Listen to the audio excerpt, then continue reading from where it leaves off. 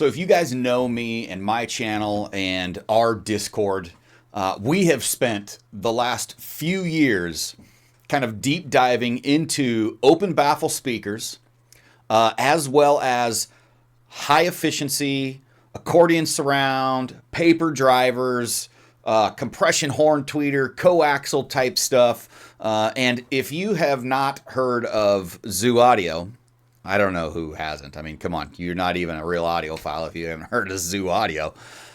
They came out with a really cool and interesting speaker, and the minute I saw that it was coming out, I knew that we had to get it just because of our work and familiarity with that type of driver and compression horn tweeter relationship and all the work that we've done. I had to get this thing in, so I reached out to Zoo Audio.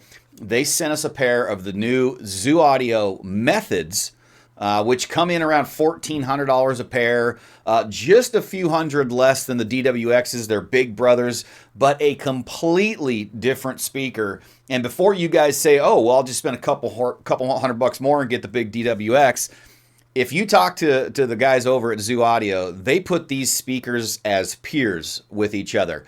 This is not a step down from the DWX. This is not a step down in sound quality, musical presentation, whatever the case may be. This is just here's what we've been doing. Let's switch and do something completely different. And so let's check out the methods from Zoo Audio. We'll talk about my experiences, our Discord's experiences. We've sent these around to a bunch of different people. And Kelly really fell in love with these speakers.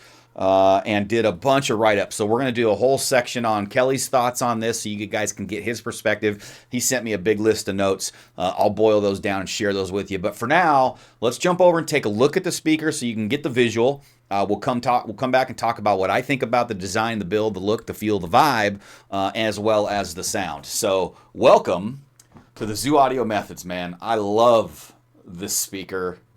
My God. Here we go.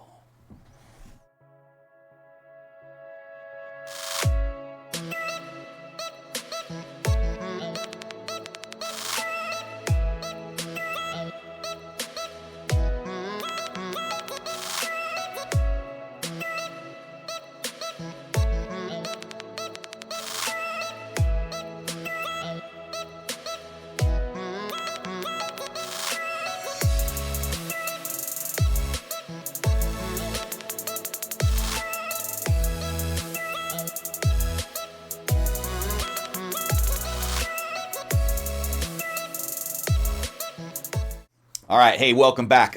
James, world's only nonprofit charity reviewer. 100% of our proceeds go directly to support youth musical programs. Over $15,000 raised and donated over the last 3 years. We don't make any money. We don't keep anything. All the revenue we make from our YouTube reviews, our Patreon, our raffles, everything goes to youth musical programs. You can check out which musical program we're supporting this year in our Discord. You can also be a part of the raffles, which we are thinking about raffling off these speakers.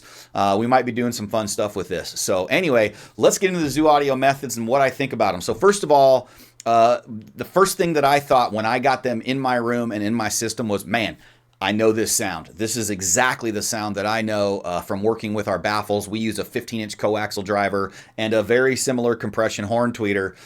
These guys here use a Eminence, custom Eminence driver, coaxial for the main driver in these speakers.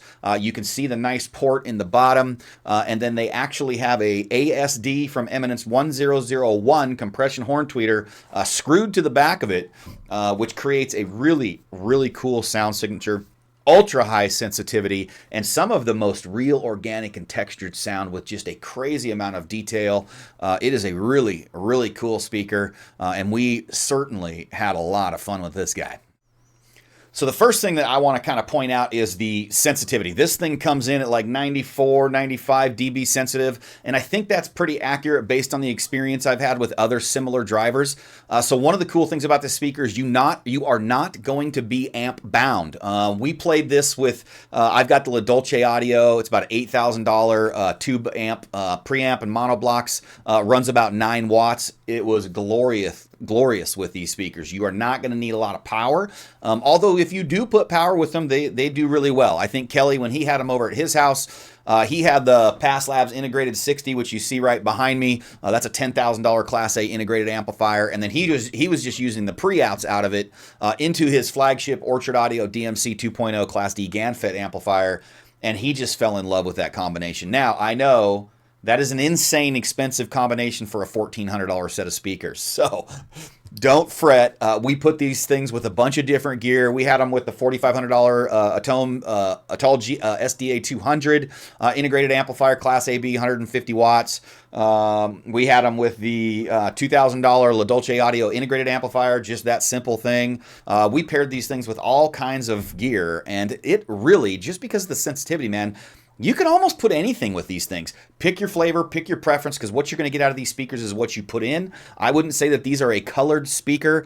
I watched some of the other views around this speaker, and some guys were saying they were a little bit aggressive, a little bit forward, a little bit edgy. And I think if you put some cheaper, kind of more budget-orientated gear in front of these, again, they're just a clear window into your front end. So if you have something that has a little bit of that grit and glare and maybe that edge to it, it's going to show. So if that's the case, if you're finding these speakers are, forward and edgy, it's probably your front end. So pairing is going to be really important with this thing. I know it's kind of a cheaper set of speakers. I mean, $1,400 isn't cheap to some, but in the grand scheme of things, pairing is going to be kind of important here because this speaker is just going to let it kind of shine through. So you're going to want to have some good gear, and if you want to know if your gear is good or not, this is a speaker to do it, coaxial and stuff like that. You get a very nice image. You get some really precise imaging in the soundstage. They stage really well. I found that whether you had these on axis or off axis, the soundstage was really nice and large. It was appropriate, had good depth. I didn't find anything lacking there. Of course, that coax kind of gives that little room to wiggle anyway. And then you have that compression horn tweeter that kind of beams through there and uses that driver kind of as a waveguide. So I thought it had pretty good dispersion. I'm not going to talk about measurements. I mean, maybe it's a little bit narrow, but I felt like I could have it, pointing right at my shoulders or completely on axis, depending on what gear I had.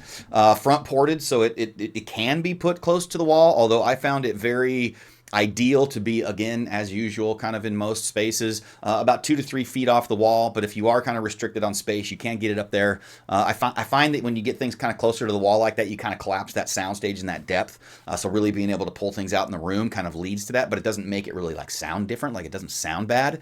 One thing that I really noticed, and me and Kelly talked about this a lot, and I wanted to kind of wait to talk about this during the review. We got into it a little bit in our Discord about this, but the way you lay these speakers, like you can see them right now, they're driver up, port on the bottom. If you were to lay them on their side and put their port inboard and the driver outboard, or flip them over and put the port outboard, driver inboard, or even upside down with the driver on the bottom and the ports up above, it changes the way this thing images and soundstage pretty immensely. And depending on where you have that port and you have that baffle, just the way that the wave interacts and propagates with the front of the baffle and the speaker, it changes the whole dynamics of the thing.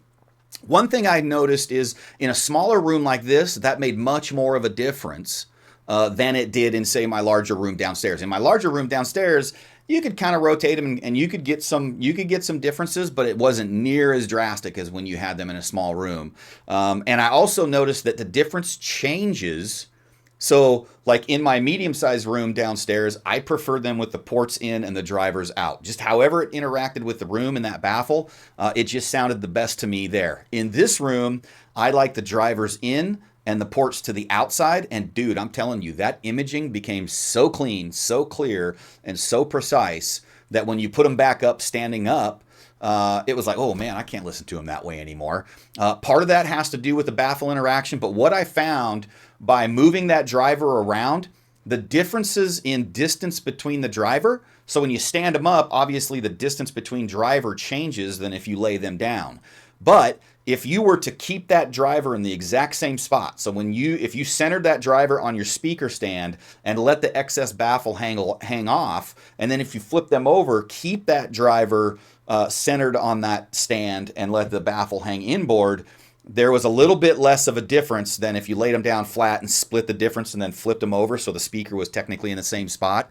So a lot of the changes that I was getting was because of the difference in distance between driver, and then compounded with the way that those sound waves are interacting with that front baffle, you can really kind of tune for your room and your preference and sweet spot. So that was another great thing about this speaker. Moving into the sound and performance of this thing, again, we talked about imaging, crazy good imaging. You know, I would say these are a neutral speaker, very accurate. They got definitely a focus kind of on the mid range, but the blend in the treble region and kind of that upper extension is done really well. Don't expect these to dig low. They're not going to dig low. I mean, in my larger room, I was lucky to get like 100 hertz, and they just freaking fly off. They fall off a cliff. So you are going to need subwoofers with this thing. Even in this small room here, I still probably would pair them with a small 10-inch sub, although I'm starting to get a little more bass reinforcement in this smaller room. Maybe we're getting down to, you know, 50, 60, 70 hertz. I don't know. You know, I don't know what the measurements show as far as on their website go, but I'm just telling you kind of my experience. You know, that's going to depend. But in all cases, I would say use a sub with these guys, blend it in really nice. Make sure it's a nice quick sub, because these speakers are so efficient and so effective. You're going to need a quick sub to keep up with these things, because they are quick, they are dynamic, the transient speed. I mean, we know this stuff. If you built any of our baffles or been working with us, you know, on these coaxial drivers and paper drivers for the last 3 years, you'll know it. So if you're looking for, the one thing that I said to myself was like, dude, this would be a great solution for those who want to like enjoy what we've been doing with our open baffle thing, but have more of a box solution, because maybe they don't want this big open baffle in their room or something like that. This would be great. You can step in, you can get a lot of the magic that we've been talking about over the couple years for super cheap. Absolutely amazing speaker. For $1,400 a pair, it's a no-brainer if that's the kind of thing that you're looking for.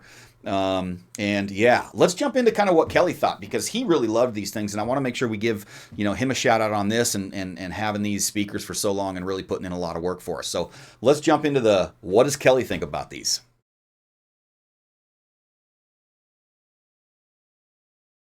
All right, so I've got Kelly's notes up here, and I really I liked watching Kelly kind of develop with this speaker. When he first had it, he kind of set him in his room, kind of did his thing. He wasn't really all in love with them.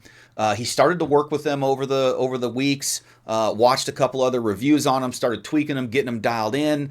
He ended up putting the PS Audio DirectStream DAC Mark 1 with the Pass Labs integrated 60 as a preamp and the Orchard Audio, and that kind of became his, oh my God, this is the greatest thing. So it was great to watch him develop that. I think he's going to do a written review on these, and he'll probably include all of this stuff, but I just want to give you some of his takeaways.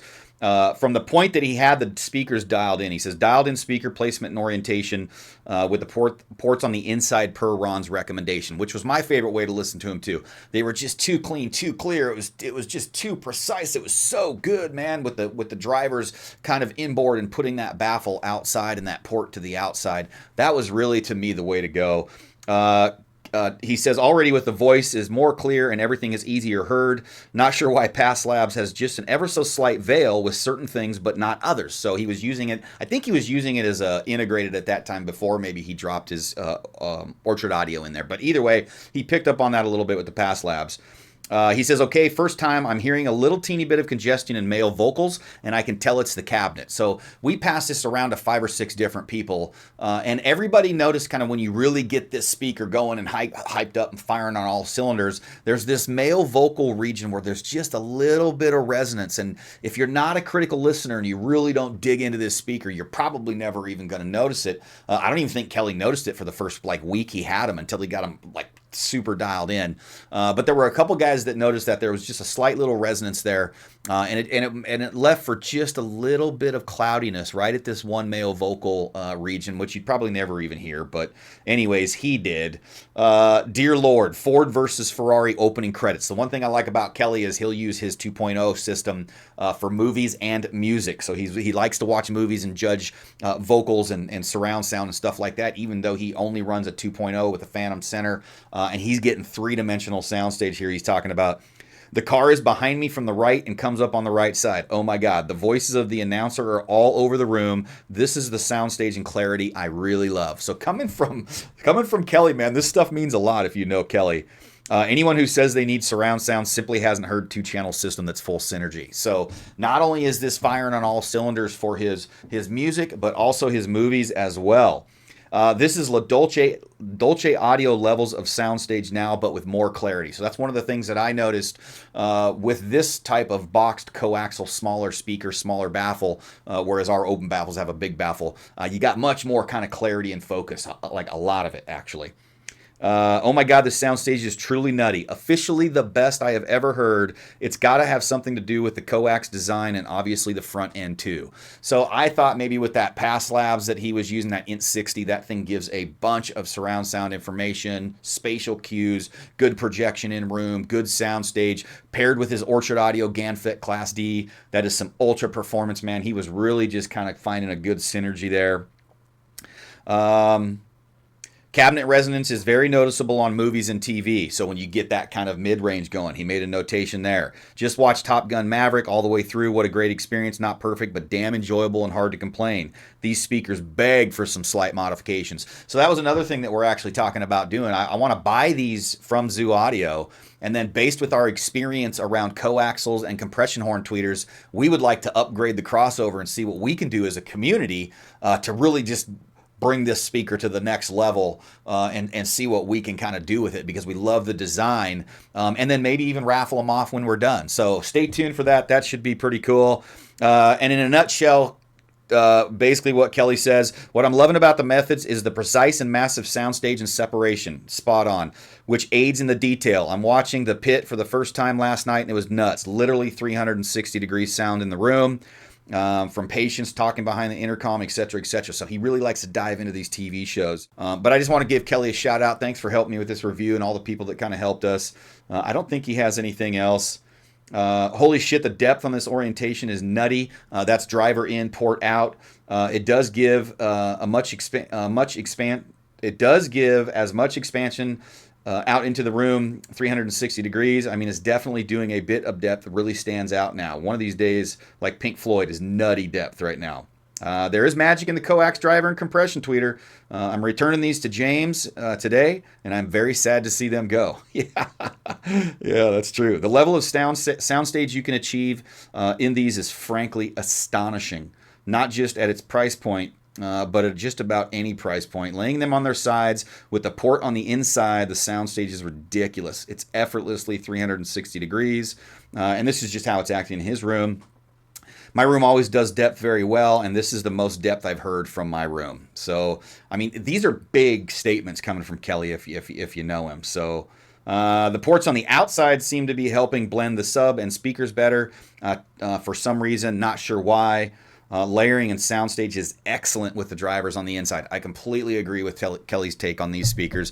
So if you're interested in that kind of thing, man, this is one of those speakers that everybody's like, oh, it doesn't measure well. It's got this big dip, whatever. I don't give a shit how these speakers measure, man. These speakers will sit you in your seat. They will suck you into the experience, and they will just keep you there listening to music for long periods of time. So anyway, I'm James, your ABX audiophile. That's the Zoo Methods. Jump in our Discord if you want to hear more deep dives and talk about all this stuff we're reviewing. Most of the people in our Discord don't even watch my reviews because we've been talking about this speaker for a month now. So if you're watching this video and this is the first time you're hearing me talk about this speaker, you are late to the game, and get into the Discord. Anyway, you guys have a fantastic day. I'm James, your ABX audiophile, the world's only nonprofit charity reviewer. 100% of our proceeds go to help youth musical programs. 15,000 raised and donated so far. Appreciate you guys. Have a good one. Keep listening.